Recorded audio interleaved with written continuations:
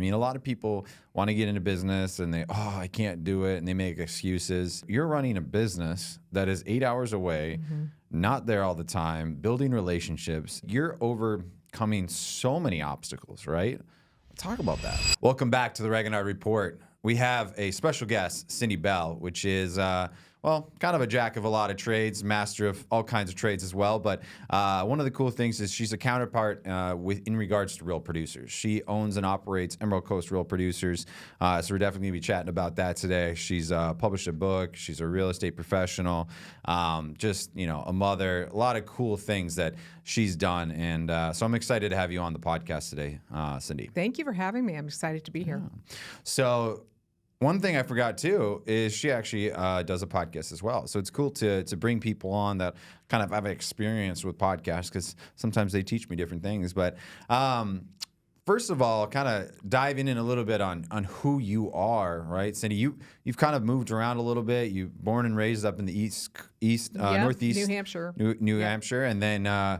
She's probably one of the few people lived and worked in Alaska and different things like that, and now she's in sunny Florida. So get us a little up to speed on that it's transition. kind of a weird combination. From people are like, from Alaska to Naples. Yeah, what happened? Because you can't get any further, right? No, I went Washington to Naples, right? And everyone's like, "Wow, you can't go further." Well, I found person that has moved further, right? And people often say Alaska is beautiful, right? Well, it's beautiful when the sun is out and it's not raining or snowing. It can be beautiful in the winter too, but it's very cold. Yeah.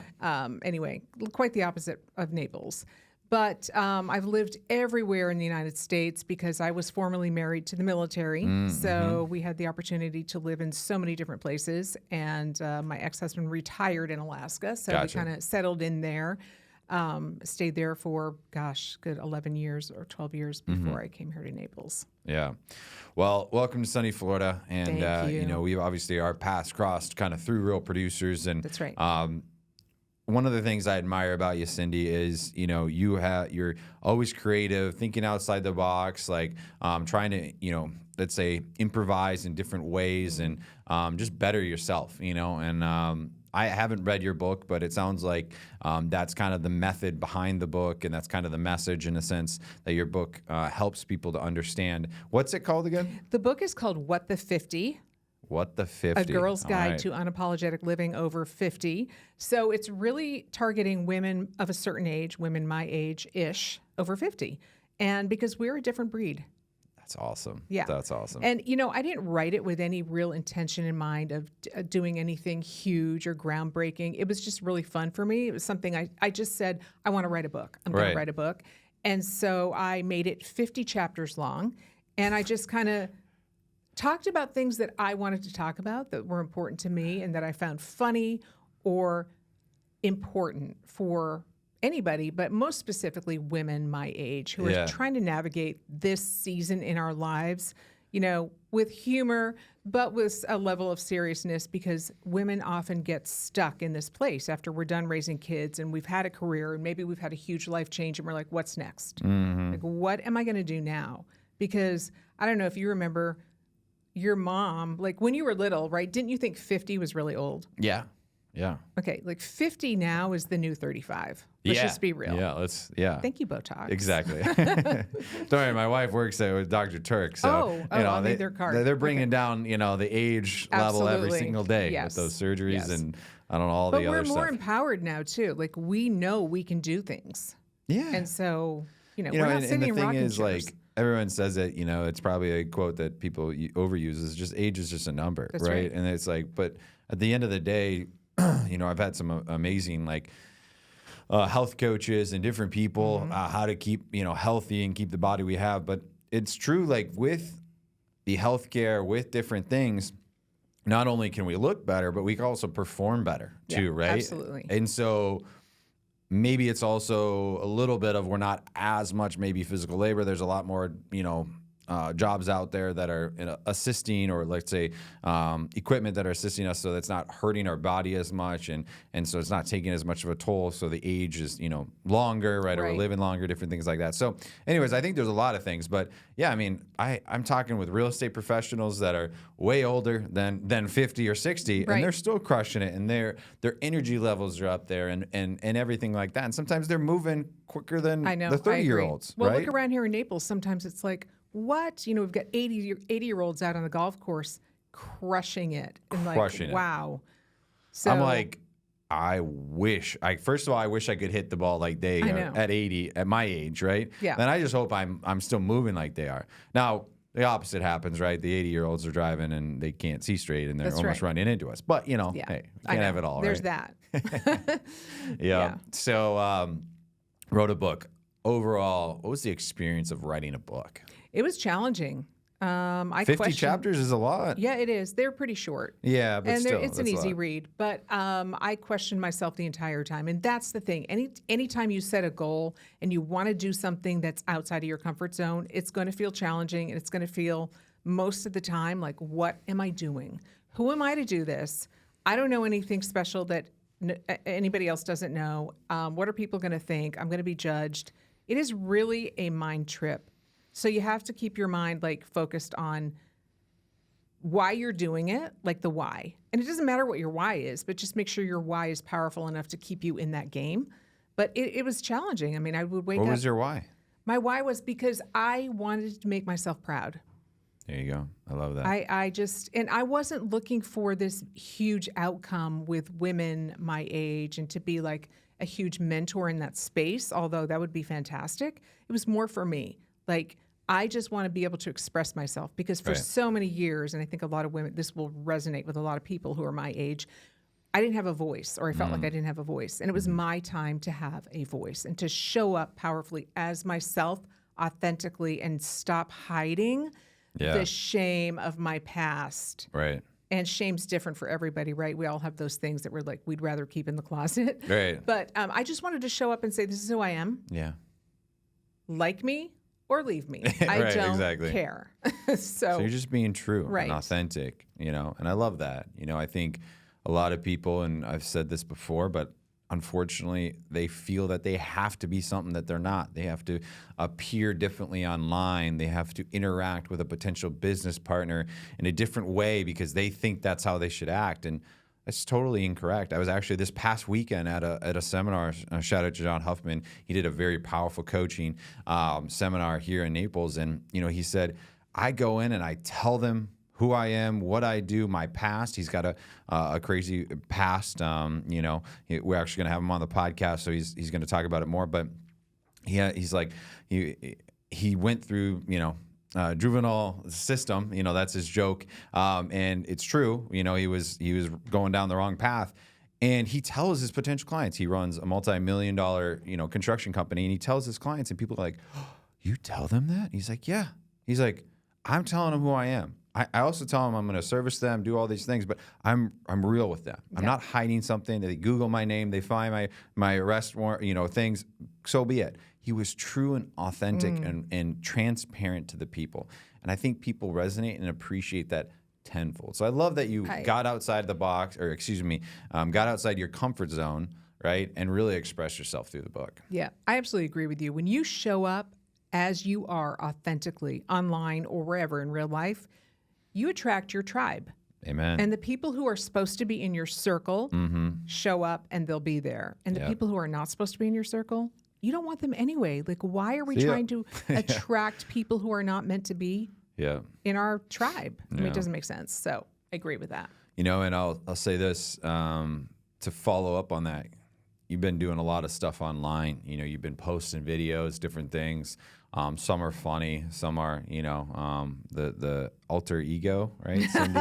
And Linda. And then your favorite stuck in the 80s realtor. Everyone knows that realtor, that stigma, right? It's hilarious. Go follow Cindy and check those out. I haven't done one of those videos in a while. I'm going to have to bring it back. Too. But I'll be frank.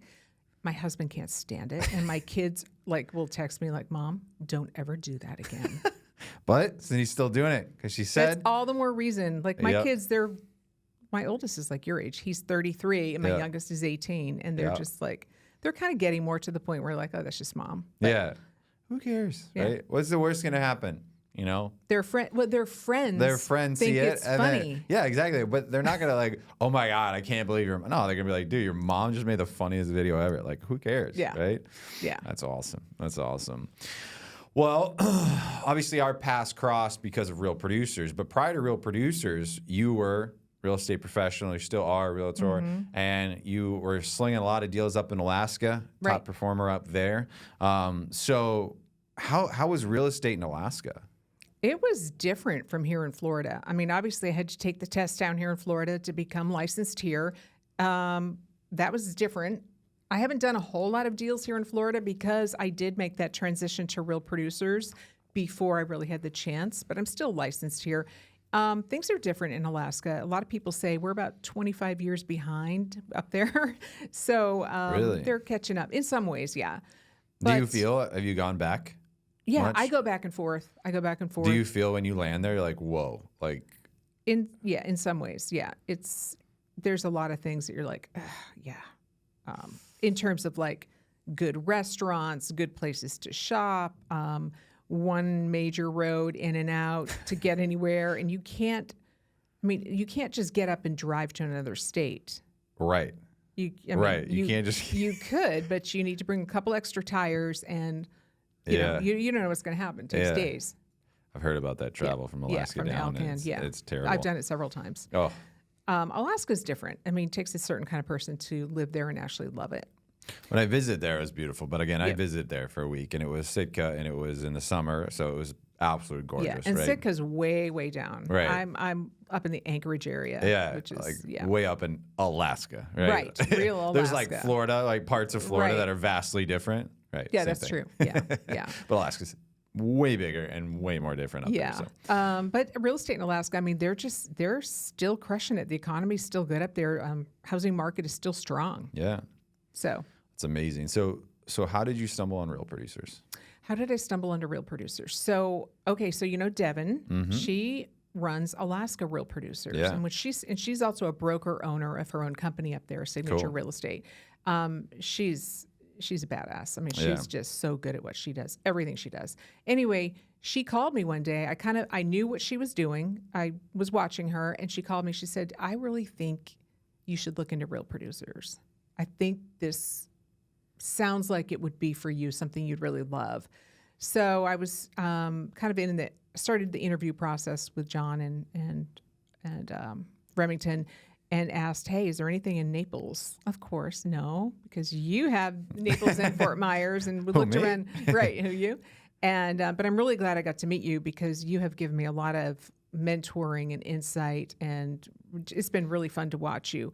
But what happened ultimately is the Emerald Coast, which is basically the Panhandle, Destin, and the surrounding areas. Yeah. That was open, and I happen to go there a lot for different things, and my son lives there. Yeah. So I'm like, what? Let's take that one. Yeah. So that's awesome. Yeah, and so far it's been fun. A little challenging because I don't live there on the ground, but I'm there a lot. But it's just so far it's been a lot of fun, but challenging at the same time. So, dynamic of that. You're 8 hours car ride away, right? Yes. You run a business that's up there, but you live down here. How does that go? Like, how often are you up there? I mean, a lot of people want to get into business and they, I can't do it, and they make excuses. You're running a business that is 8 hours away, not there all the time, building relationships, and like you're overcoming so many obstacles, right? Talk about that. Yeah, it is a long drive, and some people say, well, why don't you fly? Well, because there is as you know, there are no direct flights from the Naples area to the Destin area. You've got to go through Atlanta typically. So I mean, there's a couple flights that just are $30,000 on a private jet. Right. Or I could fly with you. Right. Yeah. Let's go out there. Yeah. But so driving really does seem to be the easiest way for me to get up there. Plus I have my own vehicle when I'm there. And that just works out better. But thankfully, because of social media and everything's online now, thankfully that makes it a lot easier. But the reception for Real Producers has been unbelievable there on the Emerald Coast. That's awesome. The realtors have been so open to it and so encouraging and helpful. And I have a great team of preferred partners so far that have been so helpful. I'm blown away. So a lot of people that have been following me understand Real Producers, right? But if we have some audience that are not, in your words, what is Real Producers? What is Real Producers? Real Producers is a platform that connects the very top, most elite, top performing agents in a territory, in an area, with the absolute best vendor affiliate partners, like mortgage, title, home inspectors, contractors, any business that works helping to get the realtors' transactions to the closing table. We partner those top agents with those best businesses. We do it in the form of a monthly publication, a monthly magazine. They're beautiful. And we have at least quarterly events. Some people are doing monthly events. And we just connect them, and we create an atmosphere of collaboration, and we foster communication, education, all of that. I mean, I don't know. You're the expert in the Real Producer space. You just put me on the spot there. How'd I do? I put my spiel out there, my elevator pitch a few times. So I love hearing yours. I mean, you hit the nail on the head. Everything I would say, you said it exactly. Okay, honestly, you articulated it probably better than I could. I mean, you have the real estate background, right? So you're able to kind of talk the talk. That's been super helpful. Yeah. Actually, when they find out I'm actually also a real estate agent, they open up a little bit more, like, oh, you get it. Yeah. You understand. So. Yeah. You know, it's funny because some actually think the opposite, right? They're like, oh, you're a realtor, so are you trying to, get my clients? It's like, hold on, stop. Let's talk about one big thing. First of all, we're not a pay to play. Second of all, first of all, it's not a pay to play. I'm not selling you. And second of all, we're not dealing with end clients. Right, we're not dealing with the buyers or sellers. This is everything prior to that. So there's absolute no competition. It's just how do we help each other? That does require a little bit of explanation once in a while. The good thing for me is I don't sell real estate in that market. Yeah. So I am literally zero competition for these other agents. And I let them know that. And you're right, it's not a pay-to-play platform. When they find that out, I was interviewing the #1 agent along the Emerald Coast yesterday. And he said to me, the reason I agreed to talk to you was because you're an outside third-party company that told me I was #1. Amen. Not another realtor or somebody saying, hey, boasting their own stats. Right. And he said, you just automatically came to the table with a lot of legitimacy, and that's why I agreed to talk to you. And so that was like, wow, that's pretty cool to hear that. That's amazing. I mean, it's one of those things that we're able to give recognition and provide value to people that really deserve it. And in this industry, obviously, we make fun of a lot of people because they all say, "Oh, I'm the best, I'm the top," and it's like, but what stat are you looking for? Right? What stat are you looking at? It's like. Don't get me wrong, you need to maybe pump up your area for marketing, and I'm all, supporting every single realtor out there. I'm not putting anyone down, but at the same time, like, what you sell, right, and what you reap in a sense, and what you close is a pretty good testament if you're successful or not. And that's what we go off of, right? It's just straight close volume. Well, one thing I really love about Real Producers, we do go off their closed volume, but the stories we tell about these agents are so personal. And I love that aspect of it. I love telling stories about these agents that other people wouldn't have necessarily known. Like the other agent on the end of the transaction doesn't know that this agent had certain experiences or had certain hobbies, or, there are so many interesting things that we get to share. Wouldn't you agree? That have 100%. nothing to do with their production. And that's where people are like, what's my story going to be about? It's not going to be sitting here saying how amazing and perfect you are. It's going to be like, yeah, this is a top agent, obviously, but because you're featured, that means you're in the top, right? And then let alone, we want to put that aside. We want to talk about the hobbies. We want to talk about your family. We want to talk about your struggles. We want to talk about your past. My joke always when I first meet a realtor, I'm like, so tell me about you. I don't think you probably went to college or came out the womb just going, I want to be a real estate professional. Right. Some, through family, different things like that. But most have careers kind of before, just how it works. You're absolutely right. And I love talking to them because I find their stories fascinating. I'm blown away every single time. Yeah. I go in with an expectation of, this person will probably be this way. And then I'm blown away by the things this person has done, experienced, the other jobs that they've had prior.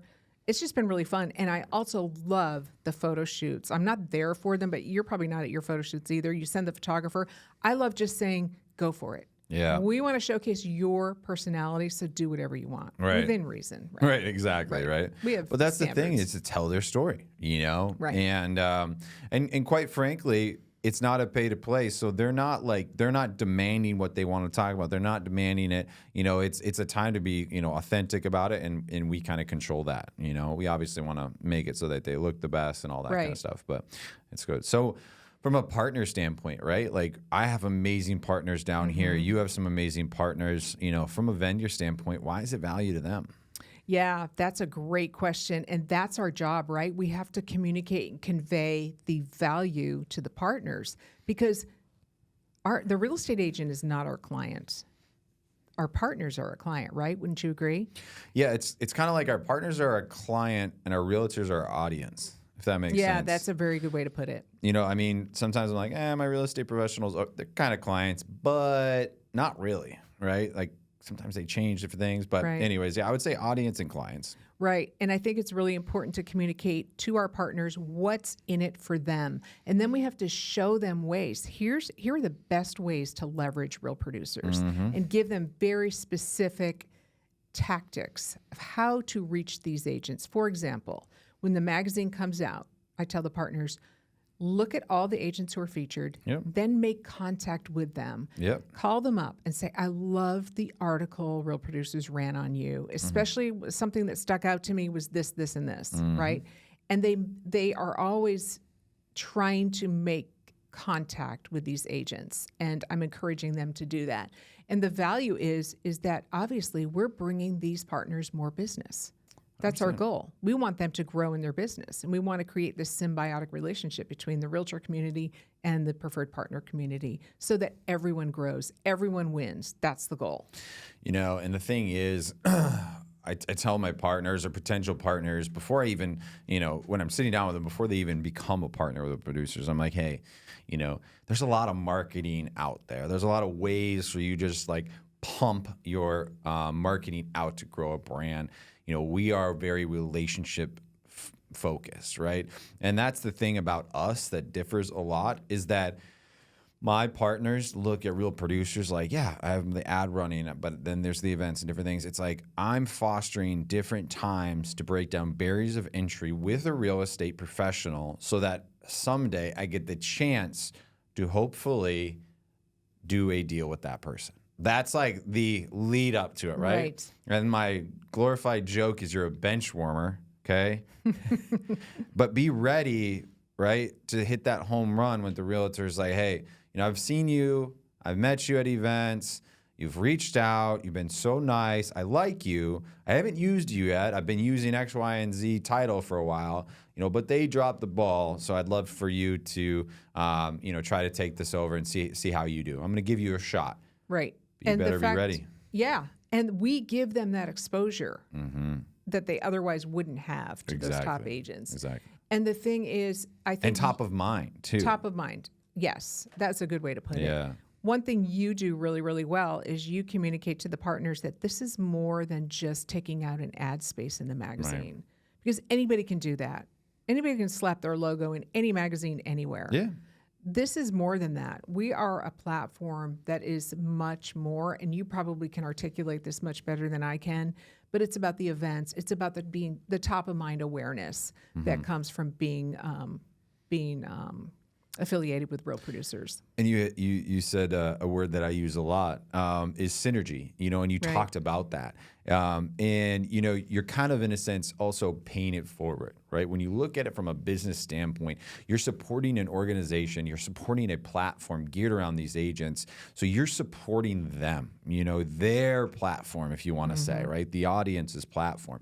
So you're paying it forward to support them. You're supporting their features, you're supporting their events. You're doing all that so that at the back end, right, once you build that relationships and they're ready to jump, you know, on board and as using you as their preferred vendor in this category, you know, in a sense, that's where you're going to reap a lot of the rewards, right? And then it spreads. The amount of times I see like they build one relationship and then they get, you know, the real, because realtors that talk to each other, right? And so then they're like, oh my gosh, you know, I'm using Cindy. Wait, what? Like, who's Cindy? And it's like, oh, you don't know who Cindy is? Like, I switched over to her like 4 months ago. Best thing I've ever done. Yeah. Well, then the other realtor standing there at the event goes, well, Cindy, I need your card, you know, and then it just, you know. Yeah. So it's a snowball effect. But, you know, I'm gonna be very blunt, very honest. It does not happen overnight. No, you're right. Your agreements, my agreements with any of our clients, my clients know this, they're long agreements. If you think you can build a relationship with someone right away, it's not going to be a good relationship, first of all. You can compare what's happening in business into personal dating, right? You know, people, in a sense, in a dating world are the same in the sense of a business world, right? Like in a lot of ways, okay? So you can use the analogy I use, fishing, right? Yeah, we can go out, we can cast a net, right, and catch a ton of little minnows, right? Maybe a couple agents doing one deal a year, but to catch the big one, the big fish, first of all, you got to go really far out. You got to use the right tackle. You got to put in the time, the energy, the money, the resources to catch that big fish. But that big fish is going to feed you and your family for a long time. It's going to fill the freezer kind of thing. I'm using a lot of fishing jokes. Perfect for Alaska, right? But that's the mentality behind it. And I know you tell and show that and you know, transparent to a lot of people. And I do it, you know, I try to do that each and every day too, because, you know, you got to be able to trust the person you're working with. And these agents, the ones that we're working with, guess what? They don't do 20 million by not having a mortgage, by not having a title person, by not having an inspector. So guess what? They have someone. Yeah. Hello, you know, they have someone. But someone will drop the ball, and it's you to be top of mind, ready to go. And that connection there from real producers or from the events, different things, to be able to take it and run with it. You said so many things there that I totally agree with, that I would just 100%. Relationships take time. They have to be developed. And I absolutely agree with that. I have witnessed, this is sort of an unexpected result of being involved with real producers. I have witnessed this incredible collaboration of kindness between these top agents and our preferred partners. They really, truly want to help each other. They want to show up for each other. They want to get to know each other. And they want to give each other a chance, which I was kind of surprised by that, because maybe the culture, real estate culture in Alaska is a little bit different than Florida. And maybe there are some differences. But the people are just super nice and open to new connections and new relationships, even if they have been using somebody. And I've loved seeing that. You know, I use way too many analogies sometimes, but one of the things I discovered not being in real estate prior to getting in real producers was that instead of it being like a realtor calls all the shots and they're like, you know, the boss in a lot of ways, which, you know, we can kind of say it is true and there is some things. What I realized, it's more like a football team. Yes, they are the quarterback. They do make the calls, but they are so reliant on each and every person on that team for that call and that play to come to fruition and actually, you know, be profitable or to close the deal or to whatever, right? Solve that problem. And so they need the linemen and the wide receivers and everyone else on the team just as much as the lineman needs the quarterback. Absolutely. But I was naive when I first got into it. I was like, they can say, you know, whatever. They don't even need them. It's just all real, you know, it's all that. But it's not. You know, again, they do call the shots. You know, they're the ones in control, right? But they need each other so much. Oh, absolutely. And being a realtor myself, I know that firsthand. I mean, you need the home inspector, then you need all the repair guys to make the repairs before the lender will approve it, right? Before you can go to closing. You need the appraiser. You need all these people working together in order to have a successful close. Exactly. Absolutely. You had the experience being a realtor prior. You know, I didn't. And so that's something that we differ, but obviously we both now understand how critical real producers can be to a community. And I will say that's one of the things that probably gave me the most warm and fuzzy feeling, whatever, was when a realtor was like, you brought something to this market and you filled the void that we've had for so long, and I appreciate that. And I know you're doing it in your market. I know real producers do it in a lot of ways. So I'm blessed to know about real producers. I'm blessed to be able to run it and operate it, and I meet a lot of amazing people. So it's pretty amazing. Like you. I agree. I feel the exact same way. I've met so many amazing people through Real Producers. Yeah, so great. So, all right. You've been now, obviously in your journey, book, real estate professional, kind of pretty much business owner in a lot of ways, but also like kind of, fly by night realtor, right? As they joke, but now you're full blown like business owner, different things like that. What you think when you transition into Real Producers? You're now obviously an entrepreneur. How's that been? Yeah, well, I anticipated that the transition into Real Producers would be like, oh, piece of cake. This is going to be super easy compared to selling homes. Well, not so much. It is not hard in the sense like bad hard, but it's been much more challenging than I expected in terms of me having to actually show up and do hard work. Like, I just thought it was going to be more, okay, we're having events, we're meeting people, but you have to actually like dig deep and be super disciplined and show up every single day on your game. And you treat it like a business. Treat it like a business. Yeah. But I also think like the realtors need to do that too. They just forget sometimes that, oh, I got nothing going on today. Well, it's like, you could be like trying to drum up business or, Right. get leads. But I agree. When I got into Real Producers, I put myself into a corner and I kind of was like, I got to fight my way out. Also during COVID, different things like that. So, but you have to treat it like a business, And so Yes. if it's Real Producer, if you're becoming starting a small business, electrician or plumber or like construction, it doesn't matter, right? You got to treat it like a business. Yes. Like, man, it's a journey, isn't it? And be willing to do the hard thing. Yeah. And, consistency. It's not sexy amen. to talk about consistency, and discipline. That's the bottom line, what this is all about. You want to get in really top shape? Well, guess what? You need to go to the gym a lot. Just once? Yeah, just once, and you're going to be ripped. Right. Consistency, and you need to be disciplined. You need to do what you don't feel like doing.